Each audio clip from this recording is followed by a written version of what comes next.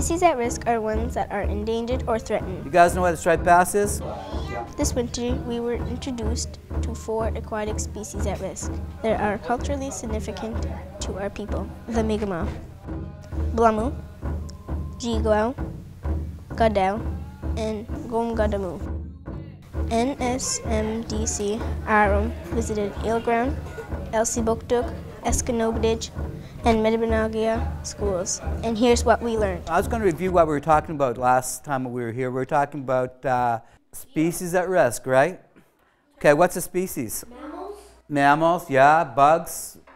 And if they're at risk, that means what? They're endangered. They're endangered. Wow, that's a big word, man. That's good. That's awesome. Today, we're going to talk about one real exciting animal, and it's my favorite.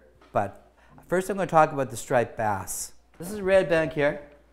And yeah, we're right about there. That school is right there, and there's the bridge right there. They come all the way up here, and they'll be right around here, and that's when they start having their eggs. Oh, do you know what a habitat is?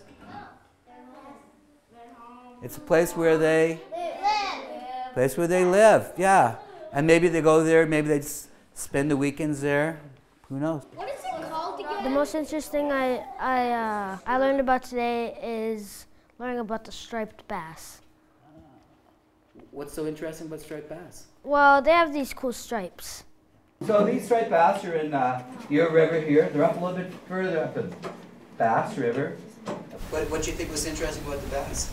That every time it lays eggs, it can make the water bubble.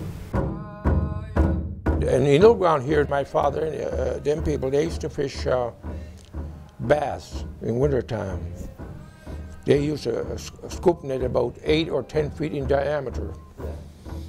And they'll fish the net when the tide coming in. The bass will be floating in. There's still young fellas here that go bass fishing down by the river, and it's still a pretty popular fishing spot right down there.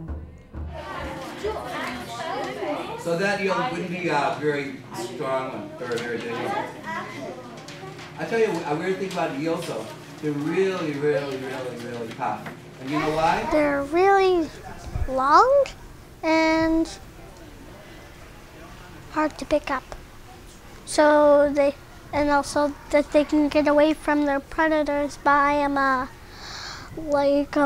squiggling out of their teeth or their hands. Because every time you pick one up, they squirt out like soap. You know what? At nighttime, that eel will still be alive. In fact, I think what is interesting is that the eel.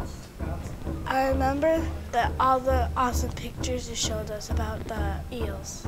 A few summers ago, I got to hold them, and they would wrap themselves around my arms and put their heads in my hand, and it was like, oh my gosh, it's very strong. What do you think is the biggest salmon was ever caught? How do you like it? Did you try it?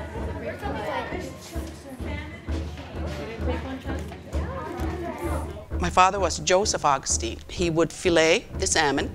He would soak it overnight in salt water. The next morning he would dry it up a little bit, and he would put it in the smokehouse, maybe for a day and maybe a little while, little bit longer in the morning. This is the Atlantic sturgeon. Does that look prehistoric or what? They're so big and they have no teeth. I figured that they would have teeth. There's another type of sturgeon called the short-nosed sturgeon. The most coolest thing about the Atlantic sturgeon was it was really big and stinky. The outside of that sturgeon is so tough. Like that. The Atlantic sturgeon can get 18 feet in size, 12 feet in average. We believe there's still sturgeon here. So this spring, Devin and us are going to go out and see if we can catch one in the night. Habitat is where a species lives. Stewardship means being kind to the fish. Species at risk is species that are endangered. And we're looking at the purple shirt. Hands down. 3.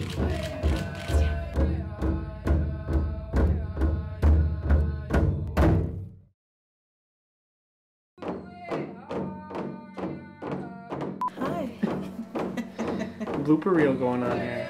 Behind the scenes, this is what the mess looks like. Okay, and back to me. When I saw the sturgeon skin, it was disgusting. I almost barfed.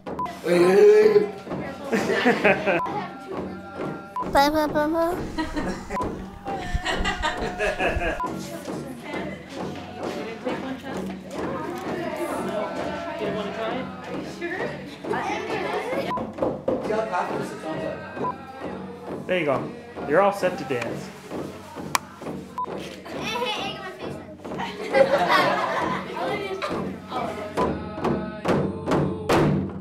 Whoa!